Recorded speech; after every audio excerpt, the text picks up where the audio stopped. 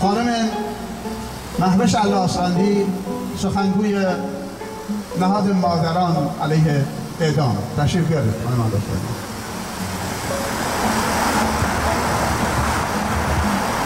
به نام عشق و انسانیت، با درود و سپاس از همه شما عزیزان که اینجا حضور پیدا کردید برای نجات جان ریحانه در این هوای بسیار بسیار سرد. من ریحانه جباری هستم. همه ما ریحانه جباری هستیم. همه ما صدای ریحانه جباری ها هستیم. امروز ریحانه برای مادرش پیغامی داد.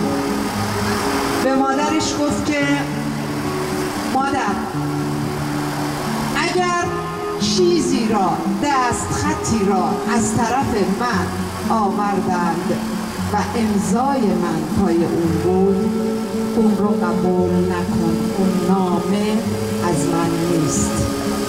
دستخط من اگر نبود شما قبول نکن.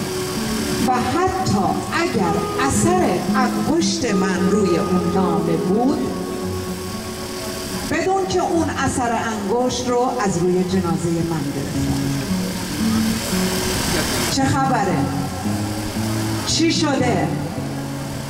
ریحانه در این روزهای نزدیک به اعدام چنین پیغام و سفارشی به مادرش بوده که اگر دستخطی آوردن اون رو قبول نکن. بعد مادرش بهش میگه چی شده؟ مگر خبریه؟ میگه که بله، دستهایی در کاره، دارن کارهایی میکنن و میخوان اقرار اجباری از من بگیرن. من نمیتونم پای مطلبی و چیزی رو امضا کنم که مرتکب نشدم. ریحانه مرتکب نشده، ولی ببینید چه اتفاقی افتاده در درون ایران که همه سران جمهوری اسلامی، همه دادستانها، همه قاضی‌ها کمر به قتل ریحانه بستن. چی شده؟ ریحانه قربانی رانتخاری سران جمهوری اسلامی قرار گرفته.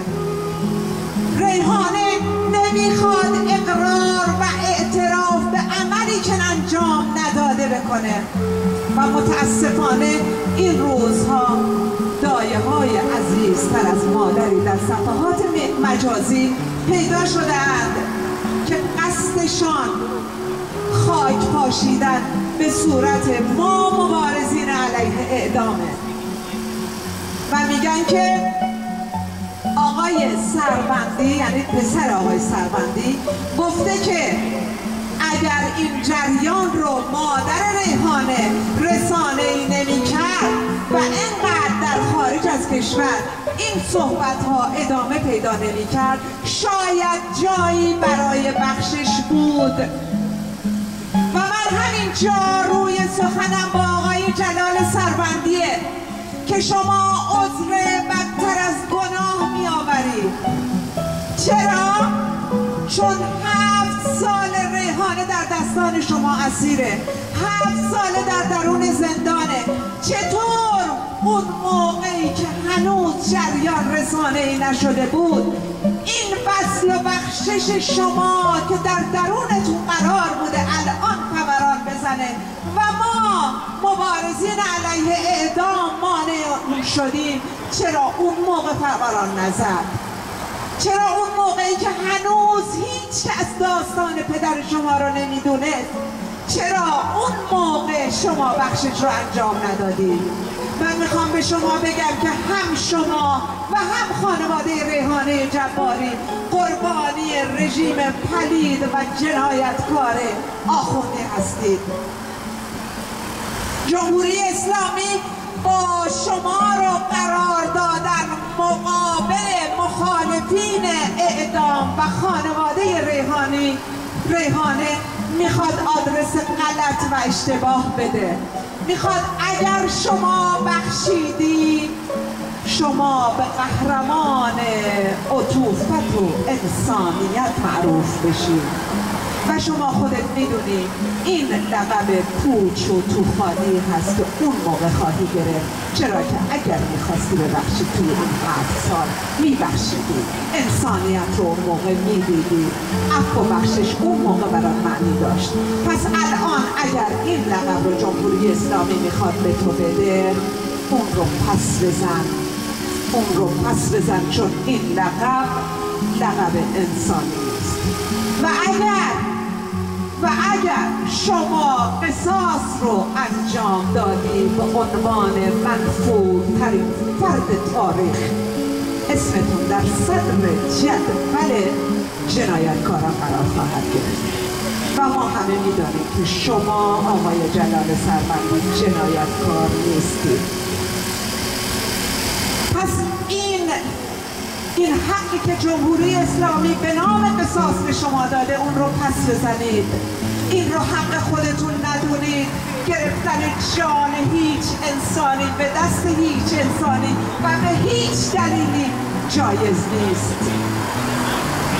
شما با این کاری که جمهوری اسلامی انجام داده و شما رو مقابل خانواده ریحانه جباری و مخالفین اعدام قرار داده، هر اتفاقی که بیفته سودش رو جمهوری اسلامی میبره. باور کنید، چون قانون قصاص سر جای خودش باقیه و کسی هم به جمهوری اسلامی نمیگه بالای چشم شما ابروز. چرا که میگویند خانواده سربندی قانون را رعایت کردن. این قانون ننگین ضد بشری رو پس بزنید جناب سربندی. خودتون خوب میدونید هم پدر شما، هم خانواده شما و هم ریحانه قربانی راندخاری جمهوری اسلامی، سران جمهوری اسلامی هستند. من روی سخنم با اونهایی که میگن پس اون کسانی که دارن اعدام میشن و اسمشون نیست، یک پیام هم برای اونها دارم. اگر خانواده‌ای عزیزش رو معرفی کنه و تصویر اون رو به بیرون ارسال کنه و با رسانه ها تماس بگیره، ما قطعاً پشتیبان اون هم خواهیم بود. ولی اگر سکوت بکنن و چیزی نگوین، ما از کجا بدونیم؟ همینطوری که مادر ریحانه 7 سال سکوت کرد، بعد از اینکه سکوت رو شکستن همه رفتن و پشت سرشون قرار گرفتن. من میخوام اینجا بگم عزیزان دیگری در صف اعدام قرار دارند. سهیل عربی، سحر ماه‌آبادی، آقای آیت الله بروجردی. ببخشید که من میگم آیت الله بروجردی، ایشون دیگه آیت الله نیستن، چون خودشون رو خلع لباس کردن، خودشون رو خلع آیت الله بودن کردن. و هر حال ما مبارزین ارژنگ داوودی و خیلی دیگه و اون 35 تن عزیزان ما در درون سنندج، کسانی که عقیدتی هستند، اونها هم منتظر اعدام هستند، از جمله آقای شهرام احمدی و خیلی از عزیزان دیگه که الان من حضور ذهن ندارم. من میخوام بگم که نه به اعدام، زنده باد زندگی، زنده باد آزادی، زنده باد عشق به انسانیت، اون چیزی که همه ما رو الان به اینجا کشونده. با سپاس از شما عزیزان که به صحبت‌های من گوش دادید.